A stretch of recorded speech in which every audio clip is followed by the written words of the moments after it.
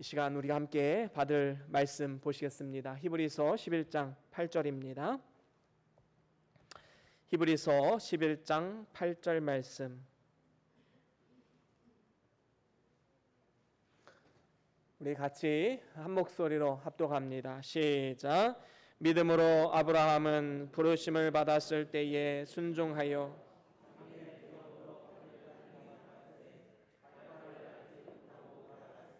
아멘. 우리 짧은 구절이니까 한 번 더 읽어보겠습니다. 시작. 믿음으로 아브라함은 부르심을 받았을 때에 순종하여 장래 기업으로 받을 땅에 나아갈새 갈 바를 알지 못하고 나갔으며. 아멘. 우리 다 같이 말씀 들고 함께 선포하시겠습니다. 시작. 주의 말씀은 내 발의 등이요 내 길의 빛이 되십니다. 주여 말씀하옵소서. 주의 종이 듣겠나이다. 아멘. 아멘. 오늘은 히브리서 11장 8절 말씀으로 하나님을 신뢰하는 삶이라는 제목으로 함께 말씀을 나눠보길 원합니다. 보통 필그림이라고 하면 순례자, 개척자라는 뜻을 가지고 있지요. 예를 들면 1960년에 이제 영국에서 구교인 이 카톨릭의 핍박을 받아서 수많은 청교도들이 이제 배에 몸을 싣고 태평양을 건너서 이제 아메리카 대륙으로 오게 되었습니다. 그 101명의 청교도들이 신앙의 자유를 찾아서 이 메이플라워를 탔을 때에는 그들은 앞에 어떤 일이 일어날지 전혀 예상하지 못하고 배에 몸을 실은 것입니다. 배 안에서 파도를 만나서 배가 물속에 잠길 것인지, 아니면 아메리카 대륙에 도착해서 그곳에서 원주민에 의해서 죽임을 당할 것인지 전혀 앞길을 알지 못하고 갈 바를 알지 못하고 배에 몸을 실었던 것이지요. 이것이 바로 사실 필그림 정신입니다. 개척자 그리고 순례자의 정신이지요. 이러한 믿음, 정신이 있었기 때문에 지금의 미국이란 나라가 탄생할 수가 있었던 것입니다. 그런 의미에서 볼 때 우리의 모든 인생은 필그림적 인생이다라고 우리는 말할 수 있습니다. 우리는 내일 일을 알지 못한 채 하루하루를 살아가지요. 우리는 하루하루를 개척자의 정신으로 살아가야 됩니다. 오늘날은 특히 더 그렇지요. 이 코로나19 바이러스로 인하여서 정치, 경제, 사회 모든 분야에 있어서 영향을 주고 있음을 보게 됩니다. 그래서 인류의 역사는 코로나19 바이러스 이전과 이후로 재편되고 있다라고 말할 정도이지요. 실제적으로 우리의 삶 가운데 많은 변화가 찾아왔습니다. 요즘 많은 사람들 입에서 회자되는 이야기가 무엇입니까? 언택트 산업이 이제는 앞으로 대세가 될 것이다 라는 것이지요. 사람을 대면하는 것이 아니라 비대면적인 어떤 직업 아니면 일들이 이제 앞으로 계속해서 생겨나고 이미 있던 직업들 중에 많은 직업들도 없어질 것이다 라고 예측하기도 합니다. 내일 일을 알 수 없는 그러한 시대를 우리는 살아가고 있습니다. 많은 변화가 있을 것입니다. 그렇습니다. 우리는 누구도 가보지 않은 길을 지금 걸어가고 있습니다. 온 인류의 역사상 처음 있는 일들을 우리는 맞이하고 있는 것이지요. 이것은 마치 눈 덮인 산을 걸어가는 것과 마찬가지입니다. 이 눈 덮인 산을 걸어간다라는 것은 길을 만드는 것이지요. 우리가 걸어가는 이 길이 나중에 후손들의 길이 될 것입니다. 그렇기 때문에 우리는 작은 선택 하나도 함부로 해서는 안 된다라는 것이지요. 우리는 무엇보다도 하나님을 향한 믿음으로 나아가야 됩니다. 정말로 변화무쌍한 이 시대 가운데 우리가 진정으로 따라가야 할 가치가 무엇인가? 바로 우리는 이 믿음으로 선택하고 믿음으로 살아가고 믿음으로 행동하는 이러한 삶을 살아가야 마땅한 것입니다. 그렇습니다. 모든 것을 우리는 믿음으로 할 때에 이 변화무쌍한 이 시대 가운데 우리는 바르게 대처할 수가 있게 되는 것입니다. 여기서 말하는 믿음은 어떠한 광신도적 믿음이 아닙니다. 맹신도 아닙니다. 아무것도 없이 덮어놓고 믿는 이 맹신도 아니지요. 제대로 된 이성으로 믿지 않는 이 광신도 아닙니다. 그저 주여 믿사오니 하면서 나아가는 이러한 떼쓰는 믿음도 아닙니다. 모든 것을 믿음으로 행동하고 믿음으로 결정하라라고 할 때 이 믿음은 신뢰를 말합니다. 하나님을 향한 신뢰이지요. 하나님께서 우리의 삶을 인도하시고 지금도 역사하시고 온 우주 만물을 주관하신다라는 이 신뢰에서 바로 믿음이 나오게 되는 것입니다. 그렇다면 오늘은 이 하나님을 신뢰하는 삶이 어떠한 삶인지 이 아브라함의 전반적인 삶의 모습을 통해서 우리가 살펴보기를 원합니다.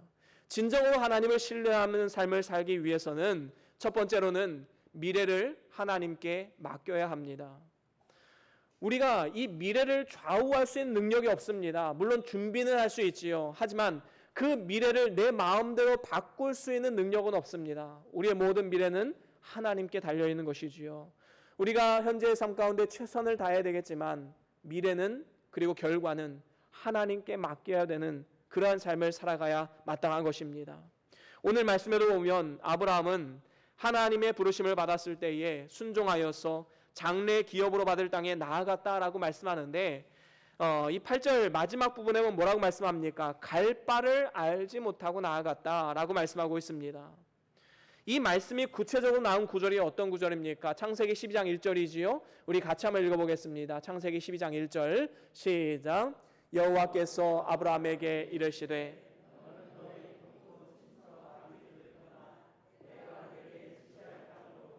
그렇습니다. 여기서 보면 하나님께서 내가 너에게 지시한 땅으로 가라 라고 말씀하지 않으시고 지시할 땅으로 가라 라고 말씀하고 있습니다. 하나님께서는 미리 그 땅을 가르쳐 주지 않았습니다. 네가 순종하면 내가 그 땅으로 인도하겠다라고 말씀하고 있는 것이지요. 여러분 아브라함이라면 얼마나 답답한 심정이었겠습니까?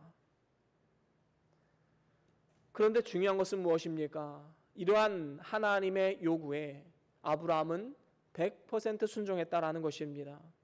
보통 사람들 같았으면 어땠을까요? 만약에 저라면 이런 이야기를 했을 거예요. 하나님 그 방향이라도 좀 알려주십시오. 아니면 그 길이 얼마나 먼 길인지 얼마나 오랫동안 가야 되는지 알려주셔야 되지 않겠습니까? 거기에는 어떤 사람들이 살고 있는지 그곳은 파종하기가 좋은 땅인지 그곳은 자녀를 교육하기에 좋은 곳인지 모든 것을 알아보고 계획을 세우고 계산해보고 출발했을 것입니다. 여러분 여행도 마찬가지지 않습니까? 누군가 여행을 간다라고 본다면 대부분의 사람들은 내가 가야 할 목적지를 정하고 그곳에 뭐가 있는지 봐야 될 것, 먹을 거리는 무엇인지 다 따져보고 그 다음에 출발을 하지요. 그런데 그 당시에 이 아브라함이 온 가족들을 데리고 이주를 하는 것입니다. 여행이 아니에요. 이주를 하는 것은 그게 수백 킬로가 될 수도 있고 얼마나 먼 길인지 알지 못하고 그저 믿음 하나로 하나님을 향한 신뢰 하나로 장래일은 하나님께 맡기고 믿음의 발걸음을 떼었던 것입니다. 이 아브라함의 이러한 믿음은 신뢰가 없이는 절대로 일어날 수가 없는 것이지요. 모든 미래를 하나님께 맡겼기 때문에 그분을 신뢰했기 때문에 그는 믿음의 발걸음을 뗄 수가 있었던 것입니다. 그렇습니다. 우리도 마찬가지입니다. 우리가 이 세상을 살아가는 것은 참으로 한치 앞을 가늠할 수 없는 이러한 시대 그리고 우리 인생을 살아가고 있음을 보게 됩니다. 갈 바를 알지 못하는 두려움이 사실 우리에게도 있는 것이지요. 코로나19가 처음에 시작되었을 때만 해도 이것이 이렇게 길어질 것이라고는 누구도 상상하지 못했을 것입니다. 메르스 때와 같이 그저 큰 타격 없이 잘 끝날 것이다, 종식될 것이다 라고 예상했을 것입니다. 하지만 코로나19 사태는 우리의 모든 것을 바꾸어 놓았습니다. 이제는 미래에 대한 불확실성이 더욱더 심해지고 있는 것이지요. 이로 인해서 두려움도 있는 것이 사실입니다.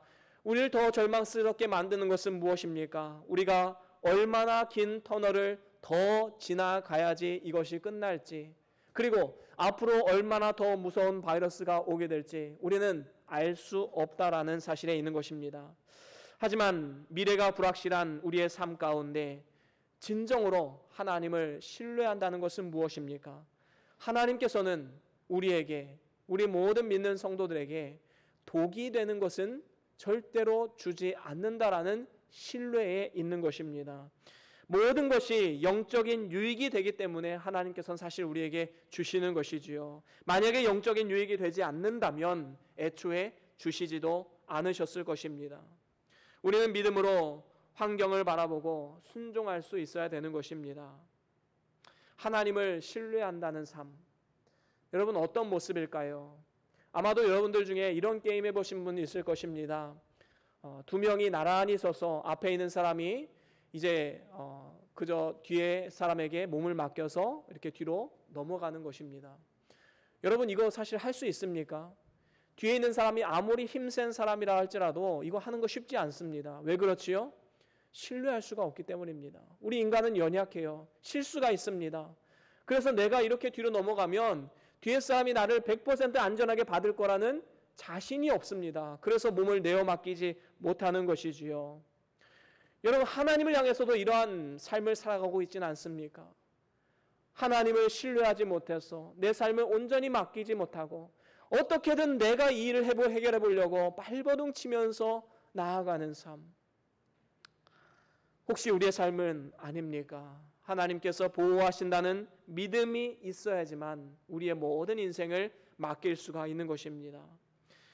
우리가 믿는 하나님은 한 번 약속하시고 한 번 맹세하신 것은 반드시 이루시는 분임을 히브리서 기자는 고백하고 있습니다. 우리 같이 한번 읽어볼까요? 히브리서 6장 17절 18절 우리 같이 한 목소리로 함께 합독합니다. 시작.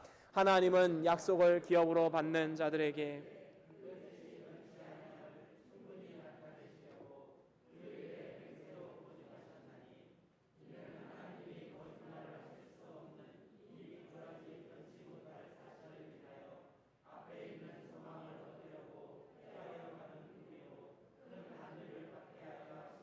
아멘. 그렇습니다. 여러분 사람이 하는 약속은요 때로는 지키지 못할 수도 있습니다. 사람의 능력에는 한계가 있기 때문인 것이지요. 아무리 약속을 지키려고 해도 환경적으로 그 약속을 지키지 못하는 환경으로 나아갈 수도 있고 또 어떤 사람들은 갑자기 세상을 떠나서 그 약속을 지키지 못하는 경우도 있습니다. 하지만 영원 무궁하신 하나님의 약속은 틀림없이 반드시 이루어진다라는 사실을 알아야 되는 것입니다. 여기서도 보면 하나님께서는 그 뜻이 변치 아니하심을 충분히 나타내시려고 그 일에 대해서 맹세로 보증하셨다라고 말씀하고 있습니다. 그래서 18절에도 보면 이 두 가지 변치 못할 사실로 인하여 이 두 가지라는 것은 하나님의 약속과 하나님의 맹세이지요. 하나님이 약속하신 것, 하나님 맹세하신 것, 하나님의 말씀은 1.1획도 없어지지 아니하고 반드시 성취될 것이다 라는 믿음을 가지고 우리는 나아가야 되는 것입니다. 바로 하나님의 약속을 신뢰할 때에 우리의 삶은 하나님의 역사하심이 나타나고 또 하나님의 도우시는 능력으로 살아갈 수 있게 되는 것입니다. 오늘 우리가 이러한 아브라함의 믿음을 본받아야 됩니다. 갈 바를 알지 못하고 나아갔던 아브라함의 믿음. 그저 미래에 어떤 일이 생길지 모르지만 하나님을 신뢰하고 하나님이 나에게 독이 되는 것은 주시지 않을 것이라는 믿음이 있기 때문에 나아가는 것입니다. 마치 이것은 어린아이의 믿음과 같습니다. 부모가 젖먹이 아이를 데리고 나가면 아이들은 어디로 가는지 알지 못합니다. 그 말도 못하는 그 갓난아이가 엄마 아빠가 나를 어디로 데려가는지 어떻게 알겠습니까? 무엇을 하는지 궁금해하지도 않습니다. 그 젖먹이 아이의 딱 한 가지 관심은 무엇입니까? 내 주변에 엄마가 있는가? 내 주변에 아빠가 있는가? 그래서 포탄이 떨어지는 이 전쟁터에서도 엄마와 눈이 마주치면 아이는 편안하게 잠을 잘 수가 있는 것이 어린아이지요. 여러분 이것이 바로 신뢰이고 믿음입니다. 하나님과 시선이 마주치고 하나님 안에서 참된 평화를 누리는 것. 그 신뢰가 우리를 오늘 살아가게 만드는 것이지요. 여러분 우리가 잘 알듯이 배에는 반드시 닻이라는 게 있습니다. 이 닻은 어떤 용도입니까? 배를 묶어두기 위함이죠. 한번 보여주시겠습니까? 배를 묶어두기 위해서 이 닻을 보여줍니다. 안 나오나요? 예. 이 닻을 보여주는데 닻을 반드시 이제 가지고 있는데 이 닻의 용도가 무엇입니까? 이 배가 가만히 놔두면 이 파도에 자꾸 떠내려가지요. 그렇기 때문에 이 아주 무거운 추로 바닥을 견고하게 지지해야지만 이 배가 움직이지 않는 것입니다. 큰 배이면 배일수록 이 닻은 더 무겁고 더 커야만 하겠지요. 여러분 이 배를 우리의 인생이라고 보고 바다를 우리의 살아가는 이 세상 터전이라고 한번 생각해 봅시다. 그러면 이 세상의 이 파도는 계속해서 우리 배인 우리 인생을 넘어뜨리려 할 것입니다. 계속해서 떠내려가게 만들 것입니다. 그럴 때 우리가 무엇을 의지해서 그 자리에 견고하게 세워질 수 있겠습니까? 바로 하나님을 향한 믿음의 닷, 하나님을 향한 신뢰의 닻을 바닥에 뿌리 내리고 있을 때 우리는 절대로 이 세파에 떠밀려 가거나 내려가지 않는 것입니다. 우리는 하나님을 향한 신뢰의 닻을 내려야 됩니다. 우리의 삶을 한번 돌아봅시다. 무엇 때문에 두려움에 빠져 있고 무엇 때문에 걱정과 근심을 하고 있습니까? 여러분들의 인생을 좌우로 흔들고 있는 그것이 무엇입니까? 여러분들을 불안하게 만들고 있는 그것이 무엇입니까? 우리의 미래가 하나님께 달려있음을 믿고 그분을 신뢰하고 그분께 우리의 인생에 닻을 내린다면 우리는 두려움 없이 이 땅을 살아갈 수 있게 되는 것입니다. 설령 죽음이 찾아온다 할지라도 우리는 끝까지 믿음을 잃지 않고 담대하게 맞서 싸워 승리할 수 있는 것입니다. 여러분, 예수님의 제자 베드로를 한번 보십시오. 그가 예수님과 눈이 마주쳤을 때 그분을 향해 걸을 때에는 물 위를 걷는 기적과도 같은 일이 일어났습니다. 그런데 어느 순간 이 바람이 휘 부는 그 소리가 베드로의 귀에 들려졌을 때 이제는 주변의 환경을 보게 되는 것이지요. 아, 저 파도, 내가 지금 걷고 있는 것이 물 위네. 두려운 마음이 찾아오는 것입니다. 그 즉시로 어떻게 됩니까? 바로 바다에 빠지게 되는 것입니다. 그때 예수님께서 뭐라고 말씀하십니까? 나를 구원하소서라고 말하는 이 베드로에게 이런 말씀을 하십니다. 마태복음 14장 31절입니다. 같이 한번 읽어보겠습니다. 시작. 예수께서 즉시 손을 내밀어 저를 붙잡으시며 가라사대 믿음이 적은 자들아. 아멘. 그렇습니다. 주님만 믿고 나아가면 되는데 환경을 바라보면서 낙심하고 좌절하고 넘어졌기 때문에 왜 믿음이 적은 자여 왜 의심하였느냐라고 지금 책망을 받고 있는 것입니다. 오늘날 우리가 처한 환경과 상황은 그리 녹록지 않은 경우가 너무나도 많이 있습니다. 시시각각 변화하는 이 물결 속에서 자칫 잘못하면 우리의 믿음이 무너지고 하나님을 향한 신뢰가 무너질 수 있음을 우리는 분명히 알아야 되는 것입니다. 또한 세상에 빠져 살면서 허우적대는 이러한 어리석음을 범할 수 있는 연약한 존재임을 하나님 앞에 고백해야 마땅한 것입니다. 그렇기 때문에 우리가 매 주일마다 매일마다 하나님의 말씀을 먹고 영의 양식을 먹고 이제는 세상을 향했던 우리의 시선을 다시금 주님께 돌리는 이러한 과정이 반드시 필요한 것입니다. 저와 여러분들이 하나님께 우리의 모든 미래를 내어 맡기고 그 약속의 말씀에 순종함으로 인해서 우리의 삶의 모든 걱정과 두려움을 몰아내고 늘 담대하게 살아가는 그러한 믿음의 삶, 신뢰의 삶을 살아갈 수 있기를 주의 이름으로 간절히 축원합니다. 그런가 하면 두 번째로 우리는 포기하지 말아야 됩니다. 포기하지 말고 현재 삶에 최선을 다해야 되는 것이지요. 충성을 다해야 되는 것입니다. 하나님께서 가라 명하신 길을 걸어갈 때에는 때로는 포기하고 싶을 정도로 힘든 일들이 있을 것입니다. 때로는 유혹이 있습니다. 때로는 핍박이 올 수도 있습니다. 우리가 이것을 먼저 인정해야 됩니다. 예수님을 믿으면 언제나 핑크빛 인생, 만사형통, 좋은 일만 가득할 것이라 여겨서는 절대로 안 되는 것이지요. 세상은 공중권세 잡은 사단이 다스리는 곳입니다. 우리가 이 세상을 살아가면서 전혀 핍박이 없다라는 것은 어쩌면 우리가 정말로 믿음의 선한 싸움을 싸우고 있지는 않는가 우리는 한번 돌아볼 필요가 있는 것이지요. 정말로 믿음의 삶, 신뢰의 삶은 살아가면 살아갈수록 우리의 삶 가운데 여러 가지 핍박과 유혹과 여러 가지 힘들고 어려운 고난의 길이 있을 수 있음을 반드시 알아야 되는 것입니다. 그런데 문제는 무엇입니까? 많은 성도들이 그것을 인내하지 못하고 때로는 넘어지는 경우가 너무나도 많이 있다라는 사실이지요. 신앙생활 하는 데 있어서 열심히 기도하는데 응답이 없다. 그러면 이제 더 이상 하나님을 향한 마음을 포기합니다. 기도해도 역사가 없다. 누군가를 위해서 열심히 전도하다가 효과가 없으면 어떡합니까? 전도해도 소용이 없다. 여러분, 이러한 포기하는 마음은 우리의 삶을 좌절하게 만듭니다. 하나님의 역사하심을 경험할 수 없게 만드는 것입니다. 열심히 말씀대로 살려고 했음에도 불구하고 건강이 나빠지거나 자녀가 잘못되거나 사업에 어려움이 생기면 신앙의 회의가 들고 근본적인 우리의 믿음까지도 흔들려버리는 이러한 우리의 연약한 인생 가운데 우리가 하나님 앞에 진정으로 뿌리를 깊이 내리고 하나님을 신뢰하는 마음을 가지고 살아가는 것, 그리 쉬운 일은 아닐 것입니다. 하지만 우리가 끝까지 완수해야 할 하나님의 사명이기도 한 것입니다. 오늘 말씀의 이 아브라함을 한번 생각해 보십시오. 그가 믿음으로 하나님 말씀에 순종해서 하란을 떠났을 때 그는 이미 75살이었습니다.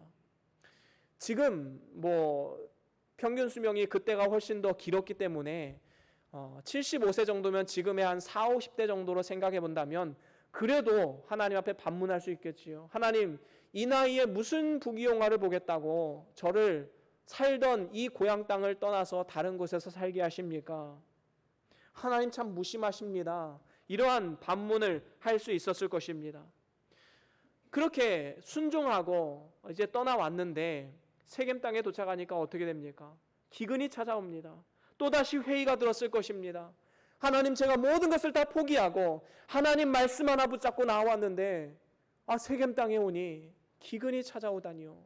이렇게 순종하고 나왔는데 하나님 정말 무심한 것 아닙니까? 순종했으면 좋은 일로만 나에게 허락해 주셔야 되는 것 아니겠습니까? 그런데 중요한 것은 무엇입니까? 아브라함에게 많은 역경과 어려움이 있었음에도 불구하고 끝까지 포기하지 않았다는데 우리는 방점을 둬야 된다는 사실입니다. 아브라함이 일생일 때 가장 잘한 일은 무엇입니까? 그가 정말로 힘들고 어려운 일을 겪었음에도 불구하고 다시 자신의 고향인 갈대아 우르나 아니면 아버지가 돌아가셨던 그 하란 땅, 그 땅으로 다시 돌아가지 않았다는 것에 아주 좋은 그런 의미가 있는 것이지요. 그렇습니다.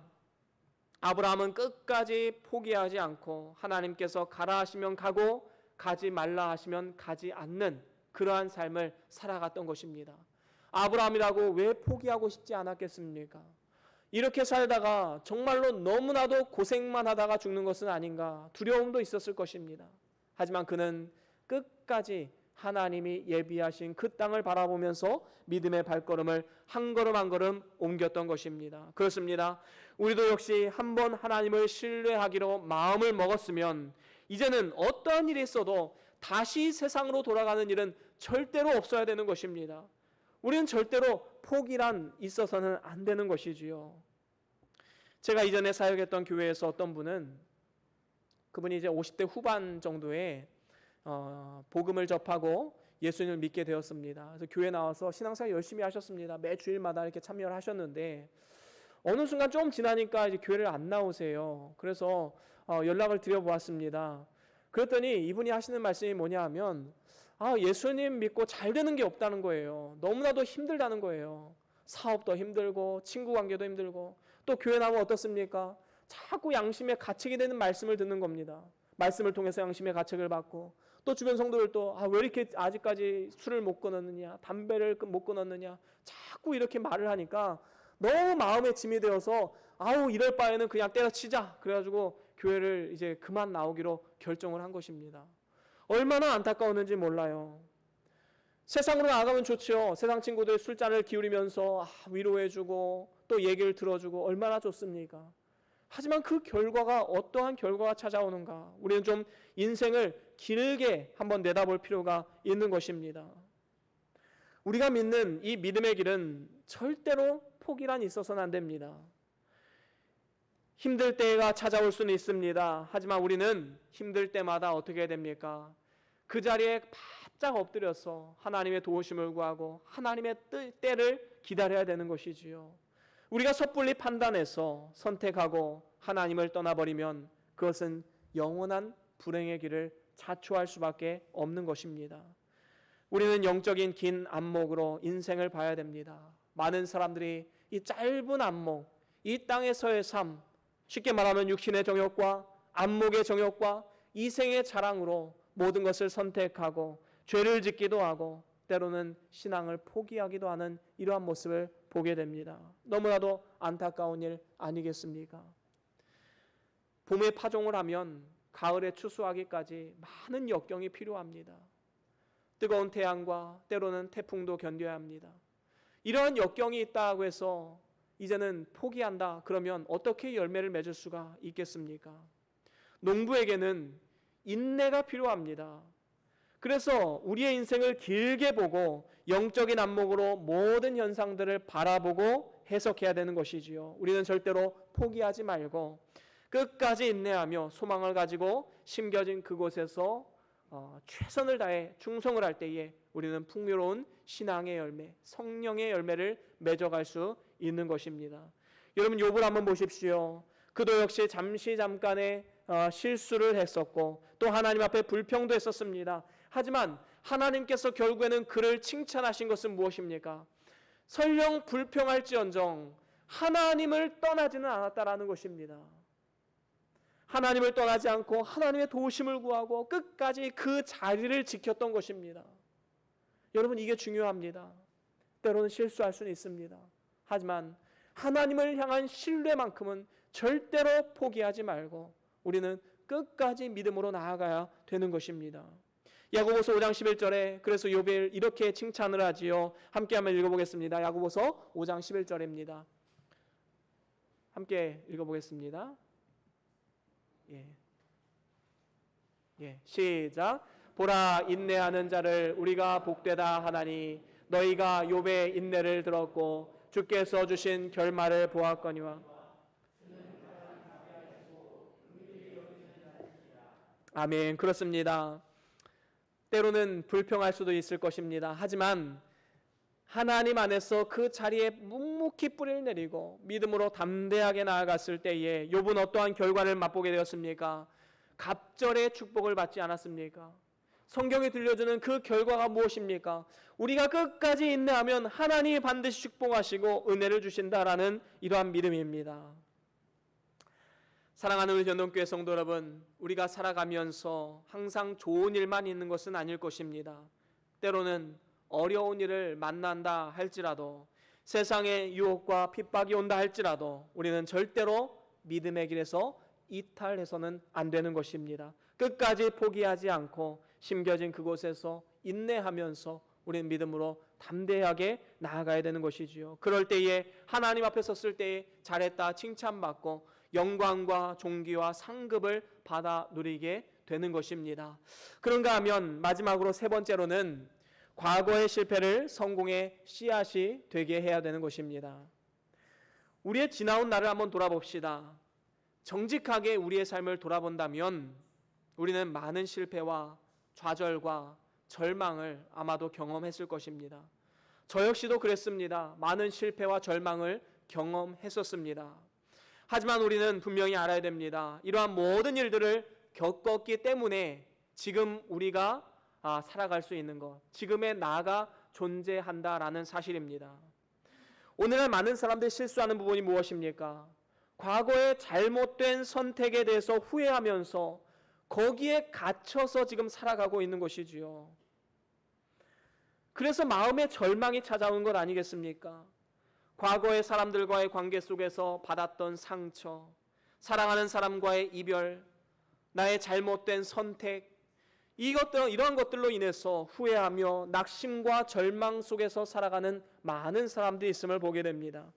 하지만 우리의 삶 가운데 과거의 실패나 좌절이 오늘을 살아가는 우리들에게 성공의 씨앗이 되게 하기를 원한다면 우리는 그저 후회와 절망 가운데 빠져 있어서는 절대로 안 되는 것입니다. 다시 말하면 오늘 우리가 선택하는 이 모든 것이 과거의 실패가 참고사항은 될 수 있겠지만 우리가 앞으로 전제 나아가는 데 있어서 발목을 잡는 데 것이 되어서는 안 된다라는 것입니다. 우리가 하나님을 진정으로 신뢰한다는 것은 무엇입니까? 과거의 실패까지도 하나님은 선한 것으로 바꾸셔서 우리를 성장시키기 위한 도구로 사용하신다라는 사실입니다. 우리에게는 이 믿음이 반드시 필요한 것이지요. 여러분 아브라함도 지나고 나서 자신의 삶을 돌아보니까 모든 삶이 하나님의 약속의 연장선상에 있었음을 고백하지 않을 수 없었던 것입니다. 때로는 아브라함도 실수를 했지요. 때로는 잘못된 선택을 했었습니다. 하지만 그 아브라함의 선택을 우리는 값싸게 취급해서는 안 되는 것입니다. 하나님이 바라보는 관점은 또 다르다는 사실을 알아야 되는 것이지요. 무엇을 통해 알 수 있습니까? 아브라함이 애굽에서 아내 사라를 자신의 누이라고 거짓말을 했지요. 분명한 실수입니다. 분명한 실패입니다. 하지만 하나님은 아브라함아, 너 왜 그런 선택을 했니? 나 너에게 정말 실망했다. 하나님은 그렇게 말씀하지 않으셨습니다. 하나님은 오히려 그 사라를 취하려 했던 이 애굽 바로 왕을 책망하셨지요. 뿐만 아닙니다. 아브라함이 혹시 하나님의 뜻이 이 사레의 여종이었던 하갈을 통해서 아들을 주시는 것이 아닐까 해서 하갈을 취해서 그를 통해서 아들을 낳았지요. 그 사람이 이스마엘입니다. 그때에도 하나님은 아브라함을 책망하지 않으셨습니다. 오히려 하갈과 이스마엘을 떠나보내는 그 순간에 하나님은 하갈을 위로하시고 이스마엘을 통해서도 하나의 큰 민족을 이루겠다 위로해 주셨던 것입니다. 그렇습니다. 우리가 과거에 했던 모든 실수와 상처, 이 모든 것들 역시 하나님의 약속의 연장선상에 있음을 분명히 알아야 되는 것입니다. 이것은 현재 우리가 마음대로 살아도 된다라는 어떠한 것을 의미하는 것은 아닙니다. 과거 안에 갇혀서 후회와 절망 가운데 있어서는 안 된다라는 사실을 우리에게 말씀해 주고 있는 것이지요. 우리가 이전에 경험한 모든 실수, 실패, 잘못되었던 선택, 이 모든 것들은 절대로 값싼 것이 아닙니다. 그러한 경험들을 통해서 하나님께서는 지금의 나를 만들어가고 있음을 분명히 알아야 되는 것이지요. 이것이 바로 하나님을 향한 신뢰입니다. 하나님을 향한 신뢰가 있어야지만 우리는 절대로 넘어지지 않고 담대하게 나아갈 수 있는 것입니다. 아브라함도 하나님을 향한 이 신뢰하는 마음으로 나아갔기 때문에 과거의 실패만 머물렀던 것이 아니라 앞으로 전진하며 나아갈 수 있었던 것입니다. 결국에는 어떤 믿음까지 가졌습니까? 내 아들을 바쳐라 라고 말씀하셨을 때 자신의 이성으로 이해가지 않고 자신의 생각과 경험으로 하나님이 왜 나에게 이런 일을 시킬까라고 생각해 보았을 때 이해가 가지 않는 그 상황에서도 그는 믿음으로 아들을 바칠 수 있는 준비가 되었던 것입니다. 여러분, 이 믿음이 도대체 어디서 나왔을까요? 하나님을 향한 신뢰입니다.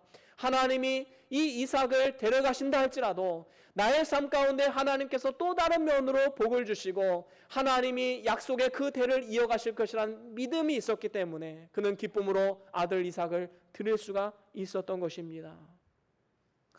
그렇습니다. 신실하신 우리 하나님께서는 우리가 과거에 경험한 모든 과거의 상처, 아픔, 절망, 이 모든 실패까지도 선하게 바꾸시는 능력의 하나님이신 것입니다. 혹시 우리의 삶이 과거의 상처에 갇혀서 여전히 좌절과 두려움으로 살아가고 있지는 않습니까? 오늘 이 시간 이 모든 것을 바꾸셔서 선한 것으로 우리 삶에 베풀어 주시고 또한 우리의 삶 가운데 역사하시는 하나님의 능력이 있음을 바라보고 담대하게 믿음으로 나아가시길 바랍니다. 빌립보서 3장 13절에도 사도 바울은 이런 고백을 했지요. 우리 같이 한번 읽어볼까요? 빌립보서 3장 13절 14절입니다. 함께 읽습니다. 시작. 형제들아, 나는 아직 내가 잡은 줄로 여기지 아니하고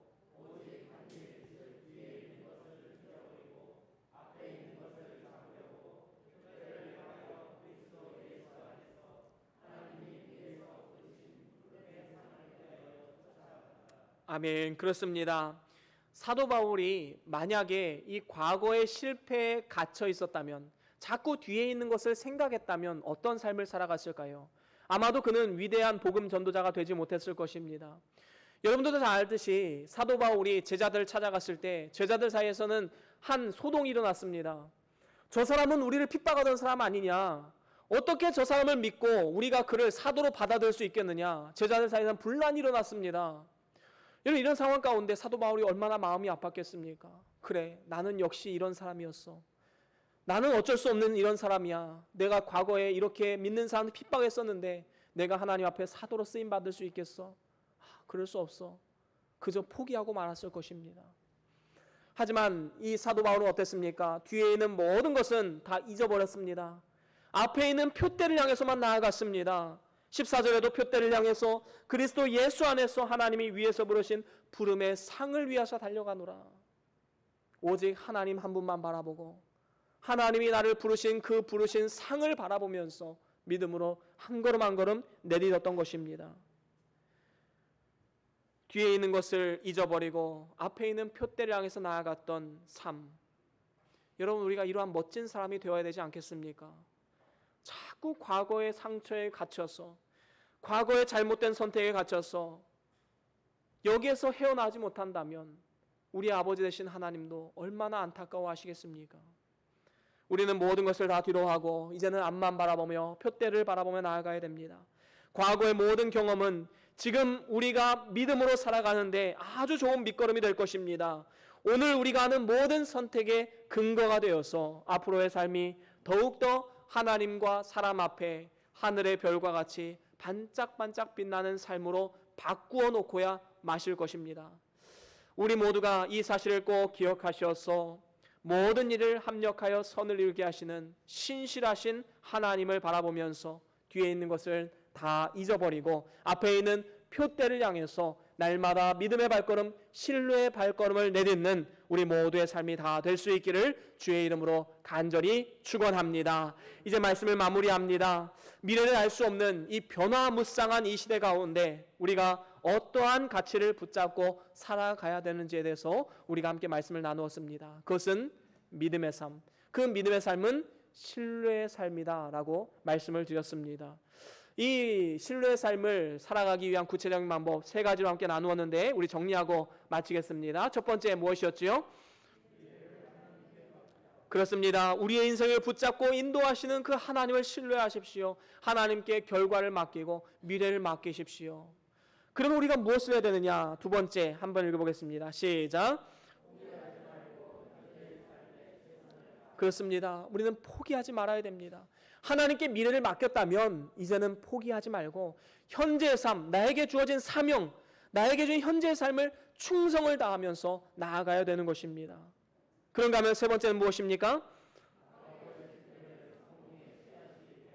그렇습니다. 때로는 과거의 실패로 인하여서 후회와 절망이 몰려온다 할지라도 우리는 그 모든 것을 다 훌훌 털터버리고 이제는 하나님 안에서 새로운 마음가짐을 가지고 모든 것이 합력하여 선을 이루게 하시는 신실하신 하나님을 바라보면서 우리는 앞을 바라보며 표대를 향해서 담대하게 믿음의 발걸음을 나아가야 되는 것입니다. 저와 여러분들이 하나님을 신뢰하는 방법 이 세 가지를 꼭 기억하셔서 내일을 알 수 없는 변화무쌍한 이 시대 가운데 하나님의 도우시는 은혜와 보호하심 가운데 아브라함과 같이 담대하게 믿음의 발걸음을 내딛는 그러한 축복의 삶을 살아갈 수 있기를 주의 이름으로 간절히 축원합니다. 우리 다 같이 오늘 받은 말씀 기억하시면서 잠깐 동안 우리 함께 묵상하며 기도할 텐데 우리의 삶을 한번 돌아봅시다. 우리가 하나님을 신뢰하지 못해서 여러 가지 낙심과 절망 가운데 빠졌던 많은 순간들이 있을 것입니다. 이제는 하나님을 신뢰하고 하나님께 내 삶을 맡기겠습니다. 현재의 삶에 충성을 다하겠습니다. 나에게 주어진 지금의 삶에 최선을 다해 살아가겠습니다. 믿음에 결단하면서 나아갑시다. 잠깐 동안 우리가 함께 기도하겠습니다.